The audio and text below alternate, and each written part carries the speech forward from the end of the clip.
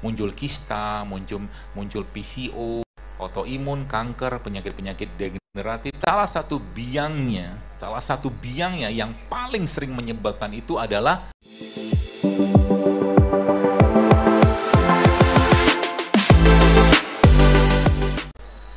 mari kita bahas gorengan. Balikin dulu deh. Mari kita bahas gorengan. Gorengan terbuat dari apa? Tepung. Di usus kita tuh ada bagian atau ada barriernya, ada penjaganya. Penjaganya itu akan menjaga bagian usus untuk tidak keluar masuk ke pembuluh darah. Ya, kalau dia bocor, penyakit itu atau kondisi itu namanya leaky gut. Leaky gut. Ya. Dan kalau dia sudah keluar dari usus ke pembuluh darah, maka otomatis cikal bakal autoimun akan terjadi.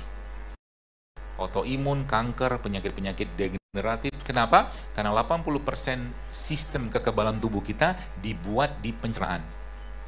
80%. Ya, artinya kalau ususnya bermasalah, maka akan banyak muncul masalah yang lain. Dan salah satu biangnya yang paling sering menyebabkan itu adalah tepung. Gitu. Jadi wanita perempuan gitu kan, yang biasanya ada keluhan menstruasinya atau mungkin muncul kista, muncul PCO, muncul endometriosis segala macam, biasanya akan diawali dengan masalah di pencernaan dulu, dan kalau dilihat bagaimana polanya, biasanya itu akan dimulai dari mens. Jadi masalah pada wanita secara khusus ya, wanita itu masalah paling dasarnya kalau seandainya dia mensnya bermasalah, maka akan muncullah masalah-masalah yang lain. Kalau laki-laki gimana? Laki-laki itu ada mensnya juga. Nggak tahu ya. Tapi ini mensnya tanda kutip.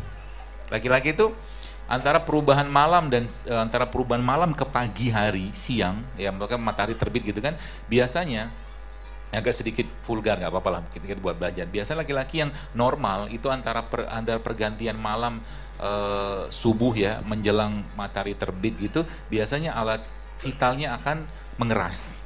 Itu mensnya laki-laki. Jadi kalau laki-laki tidak mengeras alat vitalnya, ada masalah. Masalah di mana? Kemungkinan besar makanan. Dan kemungkinan besar yang dimakan terlalu over hormon-hormon yang bersifat estrogenik. Maka saya tidak menyarankan laki-laki banyak mengkonsumsi kedelai. Lebay nanti dia. Laki-laki itu sekali-sekali silakan, tapi kedelainya pun cari kedelai yang aman, karena nggak semua kedelai sehat zaman sekarang. Ya. Laki-laki makannya apa? Habatus sauda. Gitu, karena habatus sauda itu dia master hormon. Jadi ada satu bahan dalam habatus sauda itu namanya pregnenolon, yang itu bisa meriset seluruh sistem hormon. Maka laki-laki saya sarankan sih ya, kalau mau lebih sehat lagi ke depannya, mulai mengkonsumsi rutin habatus sauda, nggak usah banyak-banyak, 1-2 kapsul satu hari cukup. Pagi minum, malam minum, pagi minum, malam minum. Dia mau buat meriset hormonnya. Ya. Jadi orang-orang barat tuh tahu beginian. Jadi hormon kita itu kalau sudah bermasalah di atas, semuanya kena gitu kan. Ya, kena semua. Jadi ketika sudah terhambat di bagian atas, maka progesteron kena, estrogen kena, testosteron kena, semua kena. Dan itu sebagian besar bermula dari masalah di usus. Kembali ke gorengan. Belum selesai. Gorengannya digoreng pakai apa? Minyaknya minyak kelapa atau minyak sawit?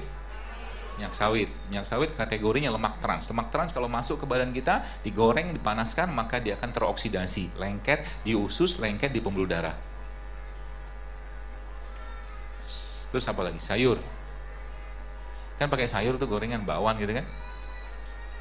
Sayuran digoreng ya rusak lah enzimnya. Terus yang dimakan apa? Jadi makan gorengan tuh makan apa gitu loh? Makan kalori, makan gula yang sudah dipanaskan, karena tepung itu lama-lama jadi berubah, masuk ke tubuh kita jadi gula juga. Gula nggak kepake akan berubah menjadi glikogen, glikogen nggak kepake diubah jadi lemak, gitu.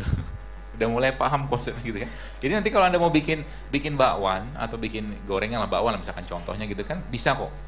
Caranya Anda bikin bakwan yang tidak pakai tepung, gluten. Ada sekarang kan tepung non gluten, ada kan? Ada. Kasih sayur organik. Diaduk-aduk pakai tepung gitu kan, kasihlah bumbu apa segala macam yang alami gitu, lalu dipanggang, di bake di oven. Gak pakai minyak kan? Bisa Kak? Bisa. Saya udah makan, makanya saya tahu. Kayak gitu saya berani makan, meskipun nggak boleh, jangan sering-sering juga karena tepung lagi kan.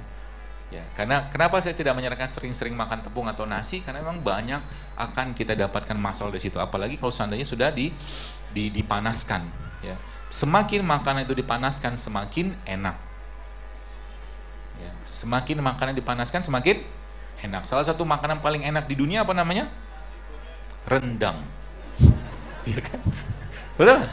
Loh, CNN aja menobatkan rendang itu sebagai makanan paling enak sedunia kan?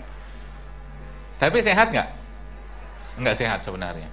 Kita harus akuin nggak sehat. Kenapa? Santan kan? Jadi kalau Anda pengen makan daging, ya dagingnya mungkin dipanggang, dibakar, atau dikukus, atau mungkin bukan dikukus tapi di sup seperti itu lebih baik sebenarnya. Tapi boleh nggak makan rendang? Saya tidak melarang. Ya, silakan aja makan rendang, tapi harus ada balancingnya juga, harus ada penyeimbangnya juga. Kalau Anda makan nasi katakan satu piring, ya minimal satu piring lagi itu sayur sama buah gitu loh. Ini kadang-kadang kita boro-boro makan begituan. Buahnya pun di sesi akhir baru kita makan. Padahal dalam Al-Quran Allah memberikan petunjuk kepada kita makan buah itu sebelum makan. Jadi mulai sekarang diubah pola makannya. Ya, dan pagi-pagi jangan banyak sarapan. Kenapa? Karena kita sudah kebanyakan makan, betul nggak? Kita udah kebanyakan makan? Nggak mau ngaku. Baik. Kalau nggak mau ngaku, gampangnya pegang aja pinggangnya. Kalau pinggangnya banyak lipatan, artinya Anda udah kebanyakan makan. Ya, dan makannya tidak benar. Ibu-ibu yang dulunya wajahnya persegi, sekarang bak rembulan, itu tanda penyakit sih. Saya tadi lihat ada ibu-ibu pas on the way ke sini, ada ibu, saya lihat mbak-mbak sih kayaknya, saya lihat wajahnya tuh bulatnya minta ampun, sakit nih orang. Serius. Karena wajah kita cerminan isi perut. Ya.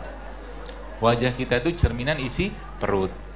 Jadi kalau mau lihat wajah orang itu, kalau orang itu lihat makanannya sehat atau tidak, gitu kan, yang dimakan itu kira-kira bermasalah atau tidak, wajah kita itu adalah salah satu indikatornya.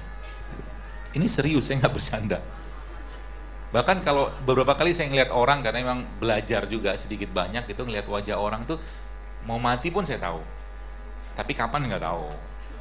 Kapan nggak tahu, Allah yang mau tahu gitu kan. Tapi mau mati itu kayaknya, ini lama nih, nggak lama lagi hidupnya, bener ternyata. Beberapa kali kayak begitu gitu kan. Kenapa? Wajah kita tuh kalau orang pucat, misalkan jantung yang bermasalah, maka bibirnya pucat. Orang ginjal yang kena pasti bibir pucat, ini mulai tengkuk segala macam kelihatan. Anda pergilah lihat orang-orang yang lagi di ICU, kelihatan kan? Aura wajahnya itu apa ya? Memang aura sakit gitu kan. Kita aja kalau sakit kelihatan, gak usah ngomong, sakit nih, badannya sakit gitu loh. Apalagi memang bermasalah di pencernaannya, ya, atau mungkin di perutnya. Ya, maka perhatikan apa yang kalian makan, kata Allah. Falyanzuril insana ila ta'ami. Perhatikan apa yang kalian makan.